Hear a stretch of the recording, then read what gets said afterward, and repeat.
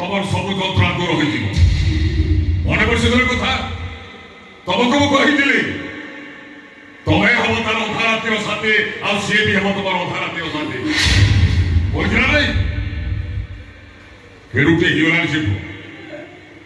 କେମିତି ଅଛି ତା ଠିକଣା କିଛି ପାଇଲ ତା ବାପା କିଏ ତା ମା କିଏ ତା ଘର କୋଉଠି ତା ପରିଚୟ କଣ ପାଇଲ ଆରେ କାନ୍ଦନା କୁହ କେତେ ବଡ ହେଇଗଲାଣି ସେ